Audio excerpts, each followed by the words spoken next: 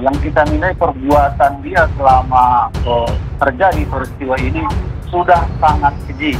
Tidak ada arti daripada kemanusiaan lagi di Verdi Sambo. Sebab dia itu kan adalah seorang kadipropam yang berpangkat irjen. Seharusnya dia itu bisa mempertimbangkan, bisa memilah-milah atas tindakan dia. Jadi kalau saya menilai memang yang sepantasnya untuk dia itu hukuman mati. Memang dari awal kami berharap, menurut bacaan tuntutan itu, kami sangat berharap awalnya untuk dilakukan tuntutan pasal 340, yaitu hukuman seberat-beratnya itu hukuman mati. Tapi dengan kenyataan ini, jaksa penuntut umum menuntut Verdi Sambo dengan tuntutan seumur hidup. Oleh karena itu, kami sangat berharap sekali untuk Bapak Hakim nantinya untuk mewujudkan harapan keluarga agar diwujudkan tuntutan hukuman mati.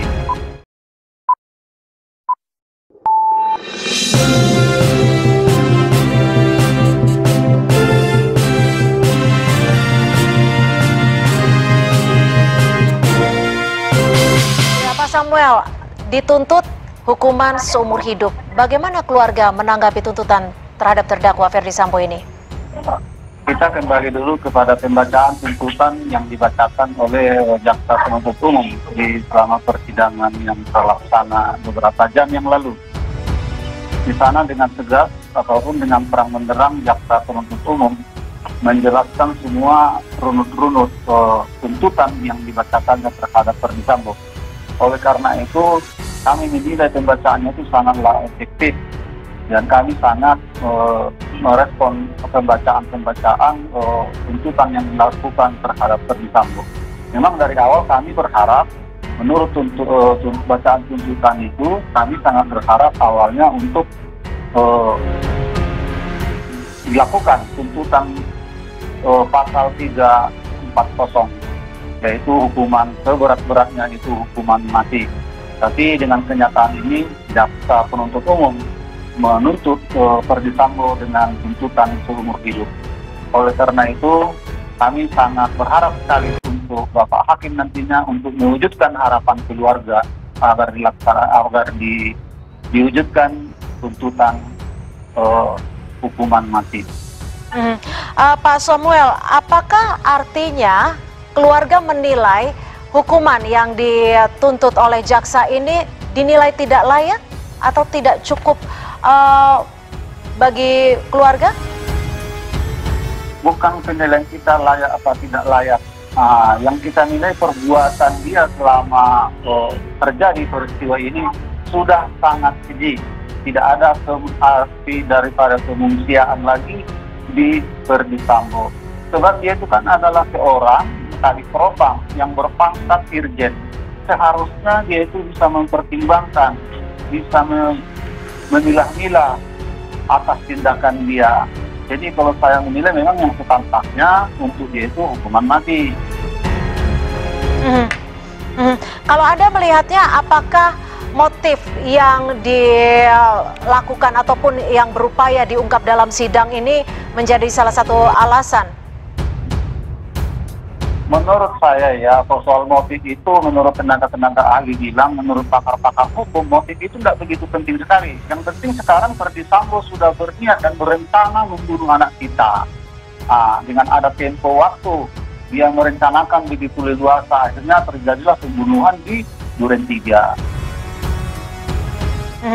Pak Samuel, hari ini sudah sudah dituntut hukuman seumur hidup. Menurut Anda, apa saja yang belum mungkin terungkap di persidangan? Ya, di persidangan itu nampaknya hanya yang saya lihat waktu mengikuti persidangan ini, saya lihat itu yang lebih banyak hanya fitnah demi fitnah untuk almarhum anak saya, Yosua. Difitnah pertama sekali di Duren 3, sesudah itu di Magelang. Yang dituduhkan sama dia pertama sekali adalah pelecehan seksual. Yang kedua di Magelang, pemerkosaan, dan dibanting lagi 3 kali di Magelang. Nyatanya di Magelang kan tidak ada laporan orang itu terhadap polisi yang berhak untuk menyelidiki ini semua dan visum dari dokter. Yang terakhir kemarin yang kami dengar, pembacaan daripada jaksa penuntut umum, berkesimpulan jaksa bahwa yang terjadi di Magelang bukan pemerkosaan, melainkan perselingkuhan. Itu diputuskan jaksa penuntut umum menurut saksi yaitu keterangan daripada si lead detektornya. Itulah kesimpulan utama yang diberikan oleh jaksa penuntut umum. Ya, Pak Samuel, berkaca dari tuntutan yang sudah ditetapkan ataupun sudah disampaikan oleh penuntut umum, baik itu Kuatmaruf, Ricky Rizal dan juga Verdi Sambo, Anda kemarin menilai Ricky Rizal dinilai tidak cukup pantas untuk dihukum 8 tahun. Apakah ini artinya keluarga menilai keadilan belum terungkap dalam persidangan ini? Memang kalau kita nilai dari sisi pekerjaannya, sedangkan si Ricky Rizal itu adalah seorang polisi, penegak hukum. Setahu saya dia itu belum di PTDH.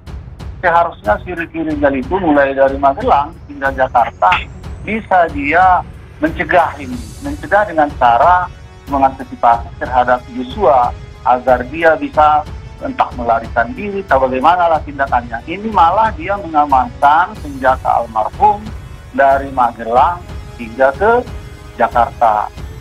Menurut keterangan di pengadilan, di tengah perjalanan katanya itu kan ditanyai almarhum Joshua terhadap si Ricky Rizal, di mana senjata saya bang? Kata dia terhadap Joshua bahwa di dashboard. Sedangkan di Saguling itu dia mengetahui rencana Sambo. Makanya saya bilang dia mengetahui rencana Sambo, dia kan sempat dipanggil ke lantai 3 untuk merencanakan pembunuhan ini. Tetapi dia menolak, katanya tidak ada mental untuk itu. Ya. Dan yang terakhir, dia di Duren 3, kan dia mengetahui dia ada TKP. Jadi, sedangkan memanggil ke TKP, ke taman rumah itu pun, memanggil si almarhum adalah CRR. Kalau memang ada niat baik sama dia, untuk sesama ADC, dia apa salahnya memberitahu untuk mencegah terjadinya peristiwa ini. Pak Samuel, tapi selama persidangan ini, apakah pihak keluarga sudah cukup puas ataupun sudah menilai yang diungkap oleh jaksa sudah cukup terhadap peran-peran yang dilakukan oleh para terdakwa? Semacam tadi yang saya bilang ya, yang tuntutan untuk si Verdi Sambo, uraian pembacaan tuntutan terhadap Verdi Sambo begitu tertata kata demi kata dan tuntutan dan hal-hal sebagainya. Tapi di akhir tuntutan itu kan jaksa penuntut umum menuntut Verdi Sambo ke penjara seumur hidup. Kami menduga dari awal runut-runut dari tuntutan itu sangat berharap hukuman mati, rupanya dituntut seumur hidup. Lalu apa harapan dari pihak keluarga terhadap tuntutan untuk 2 terdakwa lainnya, Putri Chandrawati dan Richard Eliezer? Harapan kami terhadap si Putri ya, besok saya dengar beritanya itu bahwa untuk dibacakan tuntutan untuk si Putri. Sebenarnya si Putri inilah sumber dari permasalahan ini. Hasil bisikan dialah sama suaminya si Verdi Sambo, makanya ini terjadi semua. Jadi di sini kami sangat berharap kepada Pak Jaksa untuk menuntut dia sesuai dengan perbuatannya di pasal 340 yaitu hukuman mati juga. Lalu bagaimana dengan Richard Eliezer yang sudah berperan sebagai justice kolaborator? Apa harapan dari keluarga Joshua? Ya, memang si Eliezer adalah sebagai justice kolaborator sebagaimana diusulkan LPSK dengan pengacaranya terhadap jaksa penuntut umum.